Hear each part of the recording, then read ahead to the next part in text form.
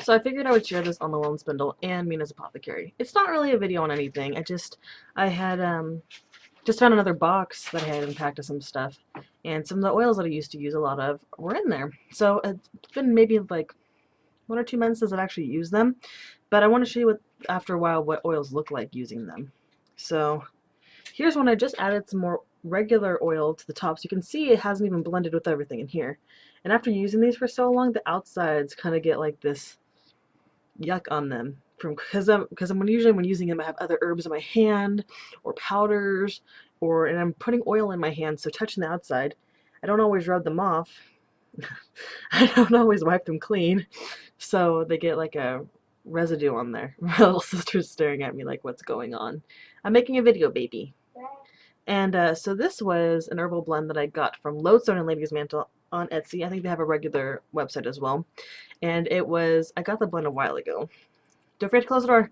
But I think I was supposed to use it as like a poodoo powder or an incense, but I stuck it in the bottle and I added some oil to it.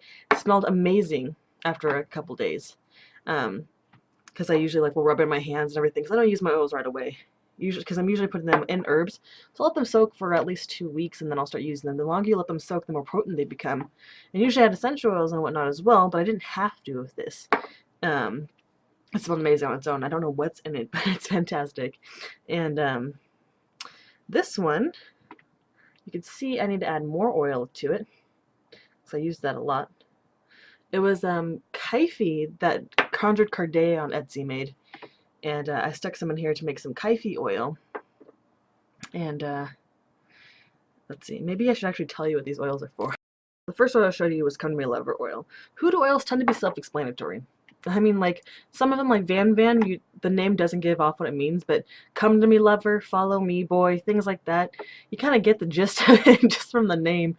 Fiery Wall of Protection, when I tried a description for that, when I've done incense and oils on the Well and Spindle, I don't know how to explain it. I'm just like, it will create a fiery wall of spiritual protection. What more do you want me to say? You know what I mean? There's not much you can say. The Kyphi oil, what I was under the impression of was that they would burn it at nighttime, call like the different gods and whatnot to wherever it was being burned. It's just like a sacred incense, like a temple incense. But some people say it could be used for love and love potions. Some say that not potions. I keep using that word incorrectly. I think potions are something you actually drink, so love incenses and different things like that. And I usually would wear it just right before I start a ritual to kind of like bring a different kind of energy presence to me, if that makes any sense.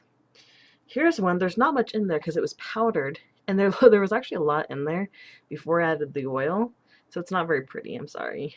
I think it filled up like this much, because usually I'll do like maybe half a bottle full of herbs, because then the oil slips between them and everything. This is Command and Compel Oil, which is calamus root and licorice, which I made. Licorice root, not like black licorice or something that you go and buy at the candy store or whatever. Command and Compel, another hoodoo oil, pretty self-explanatory. You can see I haven't had much use to use it, so I think that's going to change. I need some things fixed in my life. This one was Mandrake oil. It's actually not true Mandrake. It's the American version of Mandrake, which is May apple. May apple, you can repel negativity and get rid of like icky things going on in your life, while at the same time drawing in good things, abundance and whatnot. I bought the May apple from Rita. Rita Spiritual Goods. So I just listed 3 different oils that I made using products that I bought from 3 other shops on Etsy. I like to support other sellers as well when I can. When I had a job, I did a lot more than I do now. Now it's like, no, I want so bad, but I can't. Especially when I got into Doctor Who. There's so much cool Doctor Who stuff online. But so those are 4 oils that I'm sharing with you tonight. I hope you found them somewhat informative or something in creating your own oils. I have some videos on the Well and Spindle of classes I taught. I'm pretty sure there's one on there that I've done about creating your own oils. If not, in the future when I make more oils, I can show you how, and I'll do it here so you can see it better. And so yeah, that's actually, I'm going to show you right now. What I usually do is, here's a 1/2 ounce bottle. I take my herbal blend, because if I try to find the essential oils of things, but it can be really expensive. So if I can't find it in essential oil form, I'll find it in herb form. And so if I have a recipe, I'll have whatever scent, I'll put on all the herbs, and that I usually try and grind them as finely as possible. I'll try and put, so also that I feel like it's freshening it too when you do that. I use dried herbs. I'm afraid with fresh herbs that they will mold in here, depending how much air you trap, the oils you use, and whatnot. If they're not preserved well. So dried herbs. So I usually fill from either 1/3 to 1/2 because the oil is going to seep in between all the little creases, and when it gets wet, they're kind of going to mush together, depending on which herbs you're using. If you're using resins and stuff, it doesn't tend to do that unless you really grind them finely. And then I add the essential oils over, and I put as much as I'd like, how strong I want the scent. With me personally, I don't put a lot of it because scent can be distracting for me when I'm trying to focus on things. It can also help, but when I'm trying to invoke something, so maybe I'll try to be serious and I'll get lavender, and there'll be lavender in it for a different use, and I'm like start getting too relaxed when I'm supposed to be focusing on something, if that makes sense. So I cover as much as I want with that. I do not recommend filling the whole thing with essential oils. They can be harmful to your skin, plus the scent is going to be really strong. And sometimes with these different recipes and stuff that you'll find, the blends don't always smell that great together. And I personally don't believe that magic needs to smell good. It needs to work. So some of you will make your own blends, and you're going to just go through a book and find, here's a list of love herbs, and throw every single one in there.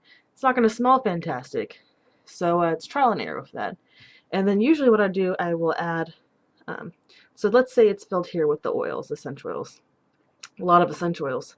I'll usually fill like maybe another 1/3 with vitamin E oil, and then I use pure sweet almond oil. I know a lot of people use jojoba or jojoba, I don't know how to say it, or soybean oil or different things like that, but I like the pure sweet almond oil. I like how it feels on my skin. I like the little bit of the scent that it gives to all my oils. It's not strong or anything. And I don't know, just always worked well for me personally.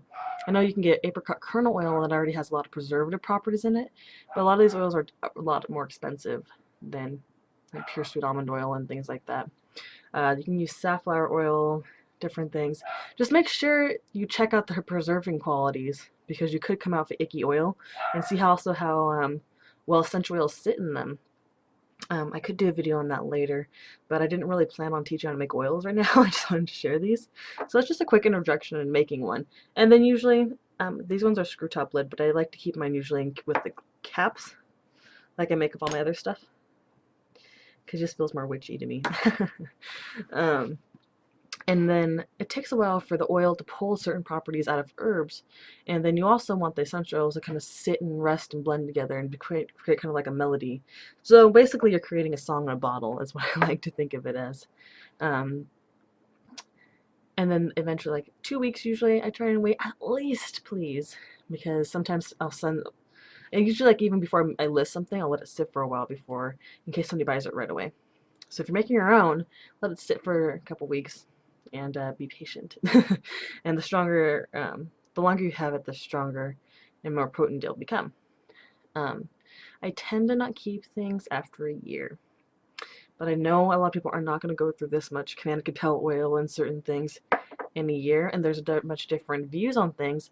I just feel like as soon as the herbs and whatnot are taken out of the ground, they start to immediately lose potency. Just like when we're first born, we start aging and dying that day. You know what I mean? So think of it that way. Keep them as long as you want. I know some people like keep their herbs for like 5 years. I had one person I knew that had herbs for years and years and years, and she started making incenses with it, and sold them to people later, and I'm like, I really don't feel like there's that much good juju in there, anything left. And then she poured fragrance rolls over the top, and I'm like, oh dear. I mean, you could add fragrance oils to your oils, because a lot of people do work off scent, and it does create a magical sort of energy for them. So it just depends on the person. Me personally, it's distracting. So I try to keep subtle scents, except for with my perfume oils that I have at Mina's Apothecary. They're not too strong because, again, a lot of people get irritated by the smell. And also, it depends on how it works with your body chemistry. Some people, it comes off them more, and some people, it creates more of a subtle scent on their skin. So, yeah, that's it. I hope you enjoyed my video, my little thrown together last minute. I'm glad I knew what to say, kind of. So, yeah, thank you for watching.